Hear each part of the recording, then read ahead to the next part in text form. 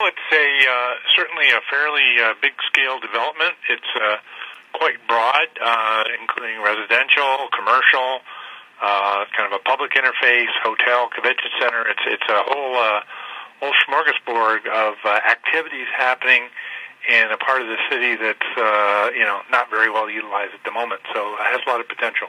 What are some of the be real specific, if you would, just looking at some of the things that they want to put into that space?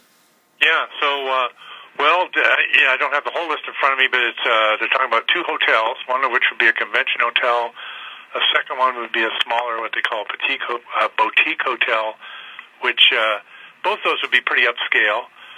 Talking about a convention center, which is, a 30,000-ish square foot space, breakout rooms, all this sort of thing. And then they're talking about restaurants, talking about some fairly good-sized commercial property, which would be both probably would be synergistic with what's across the street, namely St. Patrick and Providence. Talking about residential, which would be both rental and condo. It's a walking bridge across the river. I mean, it's quite a kind of urban development, is I guess how I would describe it as a non-planner and a non-architect. Quite a few buildings and quite a few activities. Now, how would it affect the area economically? What kind of money are we talking about as far as income flowing into Missoula? Yeah, well, there's really two pieces to that.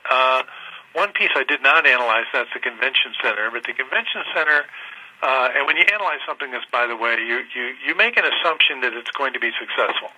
So it becomes a what-if question. And, of course, anytime you make an investment, things can happen in the future that change the circumstances. But if the convention center is successful, it will bring in visitors, ideally, to Missoula that wouldn't otherwise come, and their spending would add to the economy. That was not part of what I analyzed. I analyzed everything but the convention center. But if you combine our estimates, they were talking about a sustained permanent job increase of somewhere between 450 and 500 jobs for the Missoula economy going forward into the future. And what would that mean as far as money goes, as far as the amount of income that might be coming into Missoula? I think for income, you're talking about, in terms of order of magnitude, something like $20 million a year, which would be income to households. Businesses would be likely to see quite a bit more of that in terms of sales.